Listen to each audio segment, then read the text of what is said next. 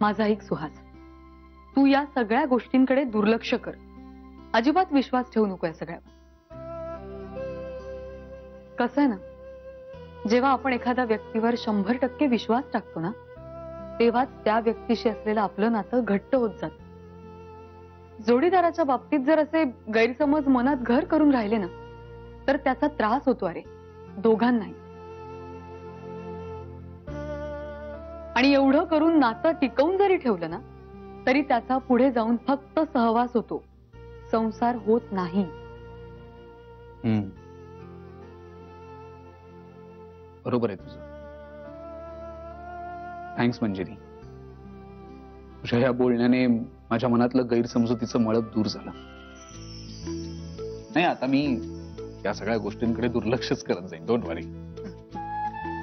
अरे हो, आपली मधुरा इथे कोल्हापुरातच राहते ना? मग नाही, इतक्या वेळेला मी कोल्हापुरात येऊन गेलो, तिच्याकडे एकदाही गेलेलो नाहीये. तिला जर कळलं ना मी इथे येऊन जातो, तर जीव घेईल माझा. प्रश्नच नाहीये. आता जाता जाता तिला भेटून जा, तिला काय आनंदच होणार आहे. बरं तू बस, मी खायला घेऊन येते काहीतरी. आले.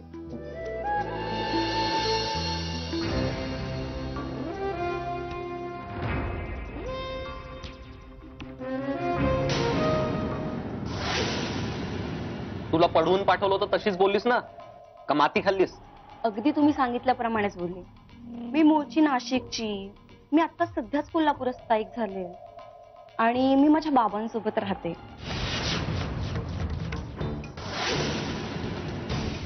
ए बाई, आता हे बाबा कुठून आणलेस बरेच? तुला सांगितलं होतं ना काकांसोबत राहते म्हणून सांगायचं. सॉरी मॅडम, ते चुकून इथेच गोंधळ झाला नेमका. गोंधळ काय गोंधळ? तुझा हा गोंधळ आम्हाला महागात पडू शकतो, कळलं ना? अरे आशिष, पण आता काय करायचं? It's okay. एनिवे, पण इथून पुढे लक्षात ठेव, इथून पुढची सगळी पावलं सावधगिरीने उचलावी लागतील, कळलं? वा नाही ना जाधव. अरे जी बाई अस्तित्वातच नाहीये, तिच्या 2 कॉपीज तयार केल्या मी, एक जुनी आणि एक नवीन. वा वा आशिष शिर्के, मस्त. कमाल केली तुम्ही. मॅडम, सत्यजित असं म्हणालाय की आशिषच्या सगळ्या ट्रीटमेंटचा खर्च तो करणार आहे. वा, गुड न्यूज. अरे एका वेळी एकाच गोष्टीसाठी 2-2 दुकानं उघडी झालेत माझ्यासाठी. क्या बात आहे आशिष, तुझं हे वेड्याचं नाटक आहे ना, चांगलं प्रॉफिट करून देते आपल्याला. मग अरे हम शख्सियत ही ऐसी है कि हमारी गाली पे भी ताली बजती है. अभिनयात उतरलो असतो ना, भल्या भल्यांची छुट्टी केली असते मी. पण काय करणार, जालिम सनम ने धोका दिला. एनिवे, आपल्याला पैसे तसेही मिळतच आहेत, पण त्याचबरोबर सत्यजित सारख्या ओव्हर स्मार्ट माणसाला आपण मूर्ख बनवलंय. उतर खाली. हे स्वप्नांचे बंगले बांधतीस ना, तिथून उतर खाली. तुला काय वाटलं सत्यजितने ते रिपोर्ट्स काय त्याच्या ऑफिस मधली रद्दी वाढवायला ठेवून घेतलेत? तो ते रिपोर्ट्स दुसऱ्या कुठल्या तरी डॉक्टरला नक्कीच दाखवेल आणि सेकंड ओपिनियन घेईल. तुझ्यापेक्षा नक्कीच 2 पावलं पुढे येतो, कळलं ना? ओ गॉड, मग आता? नाही, तुझ्यापेक्षा 2 पावलं पुढे असला तरी माझ्यापेक्षा 4 पावलं मागे नक्कीच.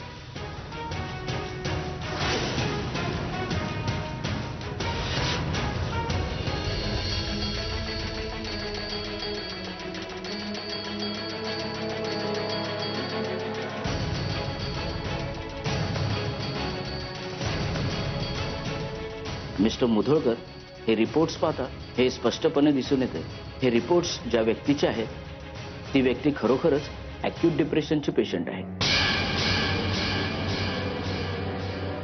कोण करते ह्यांची treatment? Doctor Pathak. Doctor Pathak? कोण डॉक्टर पाठक? म्हणजे ह्यापूर्वी ह्यांचं कधी नाव ऐकलं नाही. एनिवेज, तुम्हाला असं वाटतंय का ह्यांची ट्रीटमेंट मी करावी? नाही नाही, म्हणजे कसं आहे, डॉक्टर पाठक ट्रीटमेंट करतायत. मी ऍक्च्युली सेकंड ओपिनियन साठीच तुम्हाला कन्सल्ट केलं होतं आणि तुम्ही वेळात वेळ काढून इथे आलात. So grateful. Thank you so much. Thank you very much sir. Satyajit, या सगळ्याची खरंच गरज आहे? गरज आहे. आपल्याकडून जर एखाद्या माणसाला मदत होत असेल तर ती करावी, नाही का? पुण्य मिळतं. पण तो कोणी आशिष असेल तरी? तो जर आशिष असेल तर जास्त पुण्य मिळतं. पुण्य? तू कधीपासून पाप पुण्याच्या गोष्टी करायला लागला सत्यजित? नाही, तू खरंच बदललायस. कोणामुळे ते तुलाही माहिती आहे.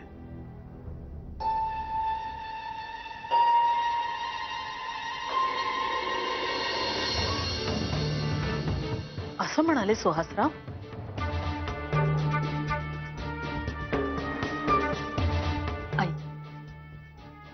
आई प्लीज तुम्ही या सगळ्या गोष्टींचं अजिबात टेन्शन घेऊ नका.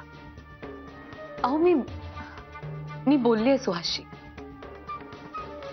त्याला सांगितलंय मी, या अशा निनावी फोन कॉल्सना आपण किंमतच द्यायची नसते. आता आपण आपल्या माणसांवर विश्वास ठेवणार नाही तर मग कोणावर ठेवणार? आणि त्याला पटलंय माझं बोलणं. हो मंजिरी, पण हे सगळं केलंय कुणी? आई, आता कोल्हापुरात यांचे हितशत्रू काय कमी आहेत का? त्यांच्याच पैकी कुणीतरी केलं असेल हे. कदाचित दादा होळकर सुद्धा असू शकेल. असेल, दादा होळकरनी सुद्धा केलं असेल. पण प्रश्न हा आहे की आपल्या घरातल्या गोष्टी त्याला कळतात कशा? प्रियाचं लग्न ठरलं हे घराबाहेर गेलं कसं? याचा अर्थ असा की आपल्या घरातच असं कुणीतरी आहे जे या सगळ्या गोष्टी घराबाहेर इतरांना पुरवत आहे. आई, तुम्ही नका त्रास करून घेऊ या सगळ्या गोष्टींचा स्वतःला. आणि आपल्या प्रियाचं सगळं व्यवस्थित होणार आहे, बघा तुम्ही. हे तर होईलच, पण याकडे दुर्लक्ष करून चालणार नाही मला. आलेच. प्रिया,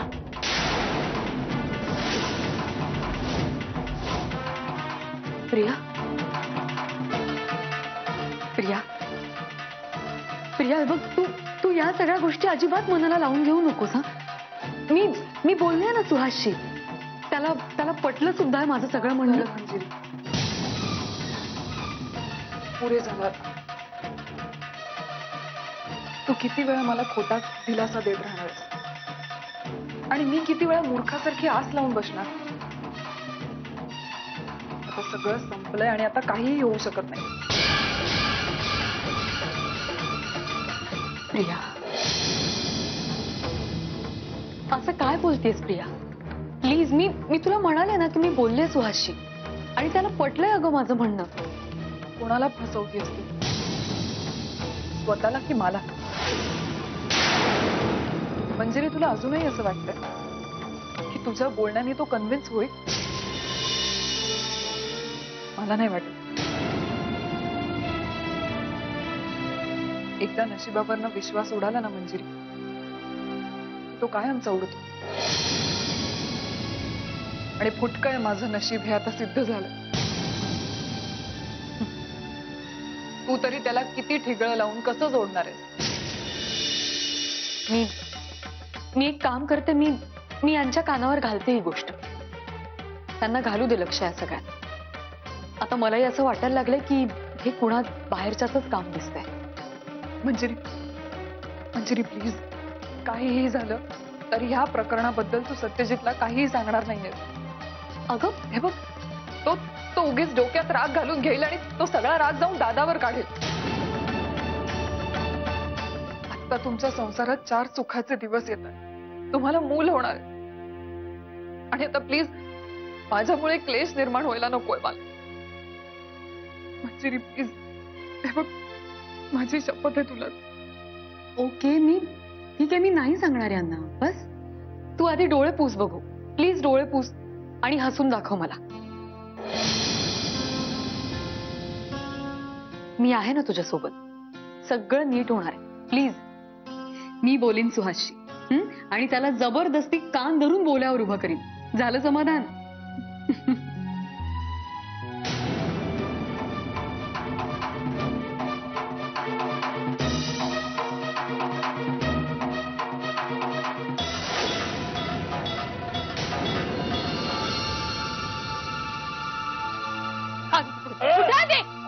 काय काय काय अशी काही गडबड बरी नव. अगं थकलेलं हाड आहे, काटकून मोडेल काटकिवाने. आता पूर्वी जर का दसपुसेपणा झेपत नाही मला. बंद करा तुमची. बोलायचं कोण आहे? चला आजचं. गप्प बसा. अरे राहिले. तुम्ही घराबाहेर जाऊन कोणाला भेटत असता हो? घरातल्या गोष्टी बाहेर जातातच कशा? ए काय डोसका आपटलं का काय कुठं तुझं? अगं काय समजल उमजल अशा भाषेत तरी बोल ग. मधले काही दिवस तुम्ही गायब होता तेव्हा दादा होळकर कडे होता. काय सांगितलं तुम्ही त्याला? जादो तो माकड तोंड आहे. पुढाऱ्यावाने कापड घालून झोपते हो.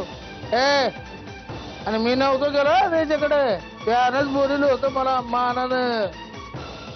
काय जंगी पाठी दिली ग त्यानं. किती दारू ती 20 समधी उंची एकदम. लाज वाटत नाही तुम्हाला? हा, घरच्या गोष्टी अशा बाहेर जाऊन जगजाहीर करायला. प्रियाचं लग्न ठरलं हे दादा होळकर पर्यंत गेलंच कसं? तुम्हीच सांगितलं की नाही? हल्ल्या घरचेच वासे मोजा तुम्ही. इथंही राहून तुम्ही हेच करणार. त्या घरच्या सुखाच्या आड येत आहे. काय अपेक्षा करायची तुमच्याकडून? बस बस बस चालू बस. मायला काय कळलं असं तरी बोल ग. गप्प बसा. एक गोष्ट लक्षात ठेवायची, जर यापुढे घरातल्या गोष्टी घराबाहेर गेल्या तर सत्यजित तुमचे काय हाल करेल मला माहित नाही. मी मात्र तुमचं थोबाड फोडून ठेवी ना. हा, आणि त्यावेळेला संस्कार आणि शिकवणातल्या गोष्टी येणार नाहीत माझ्या समोर. तुमची बायको आहे हे सुद्धा विसरून जाईन मी. कळलं? मायला ही बाई काय बोलली ते काय बी कळलं नाही. पण एक गोष्ट मात्र कळली, भविष्यात ही कधी ना कधीतरी माझ्या मुस्कळात येणार. सत्यजितराव वा, काय पण तयार केलंय आयशीला. वा. सो आता आभार मान माझे. कशाबद्दल ग? कशाबद्दल? तर दादा होळकरच्या घरी जाऊन तुझी जी काय पाठराखण करून आली ना त्याच्याबद्दल. धुळवडीच्या दिवशी जे काही रंग उधळलेत ते मला निस्तरावे लागलेत आज जाऊन. मग त्या दिवशी मी सोबत बोलवत होते तर नाही म्हणालीस आणि आज एकटी जाऊन आलीस. काय हाऊस नव्हती आली मला स्वतःहून जायची. त्यांनी फोन केला होता, जाणं भाग होतं. अगं पण त्या दिवशी मी होते ना तुझ्या बरोबर. दोघी गेलो असतो ना. अगं तो तुझा गावठी हिरो काय हळदी कुंकू लावून ओट्या भरणार होता का आपल्या एकत्र गेल्यावर? प्रतापच एवढे मोठे करून ठेवलेत आपण की शेवटी सेटलमेंट करायला मलाच जावं लागलं ना दादा होळकरकडे. आता एक गोष्ट कायम लक्षात ठेवायची, माझ्याशी ना शिस्तीत राहायचं कायम. मग आता मी काय करू? हत्तीवरनं तुझी मिरवणूक काढू का अख्ख्या गावाला साखर वाटू? नाही नाही, ते जमणारच नाही तुला. जे की खरं तर तू केलं पाहिजेस, पण तरी सध्या परिस्थितीत फक्त माझ्याशी नीट वाग आणि मला माझा योग्य तो मान दे बस. सुखी राहा बालिके. चल काय चल. मधुरा,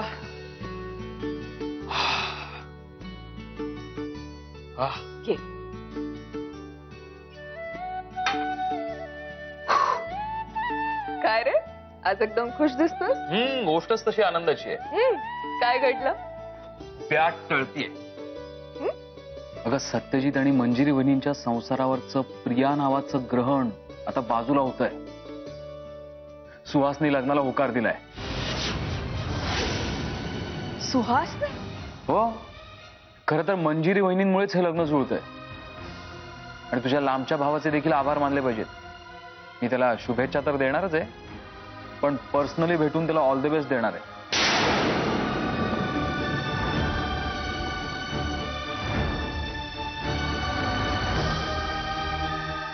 मधुरा, तुला आनंद झालेला दिसत नाहीये का? मैत्रीण दूर जाते म्हणून वाईट वाटतं? हा प्लीज विहंग. मॉन मी गंमत केली.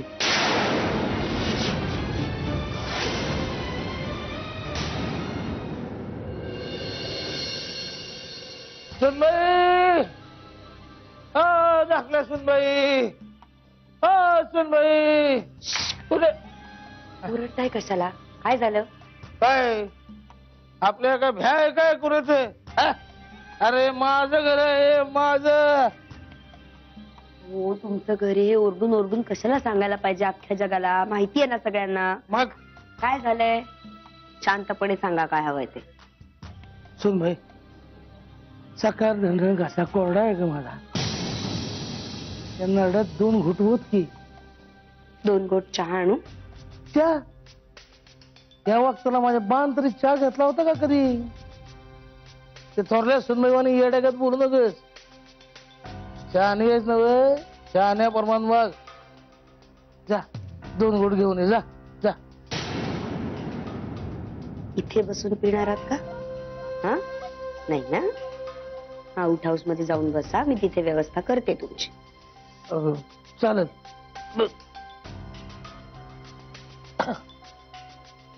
सुनबाई, एक विचारायचं होतं. काय? त्या मोहितेबाईच्या पोरीच्या लग्नाचं काही लफडं आहे का? नाही कसं ती शालू सारखी कावते माझ्यावर, मला विचारतोय. त्याची तुम्हाला कशाला चिंता? तिचं लग्न रोज ठरतं आणि रोज मोठ. आपल्याला काय करायचंय? आपल्याला काय करायचंय म्हणा. आपण काय दारूच सोबती. आपल्याला जो दारू देईल तोच आपला परमेश्वर. पण कसं आहे, या सगळ्या गोष्टीचं खापर ती शालू माझ्या डोक्यावर फोडते. काय लगीन ठरलं नव्हे त्या पोरीचं? आता नाही ठरते. मी आहे की. हा नाही तसं नव्हे.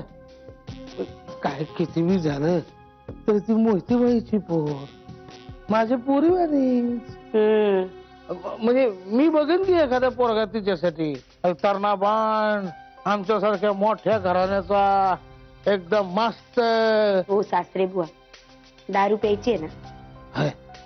तिथे बसा ना आउट हाऊस मध्ये जाऊन, मी घेऊन येते. जा ये लवकर लवकर ये.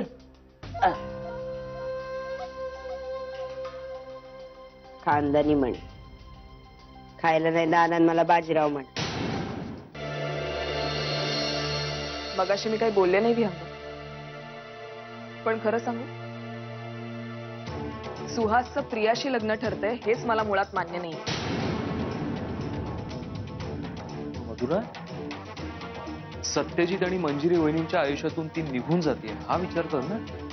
हो, पण ती कायमची निघून जाण्यासाठी सुहासला आयुष्यभर दुःखी करायचं हा उपाय नाही ना असू शकत. सुहास जरी माझा सख्खा भाऊ नसला तरी तो लहानपणापासूनच आमच्या सोबत खेळलाय, वाढलाय. त्यामुळे त्याचं भलं व्हावं, तो आनंदी राहावा अशी माझी इच्छा असणारच. आणि प्रियासोबत लग्न करून त्याच्या वाट्याला फक्त दुःखच येणार. मधुरा, मला कळतंय तुझ्या भाऊ.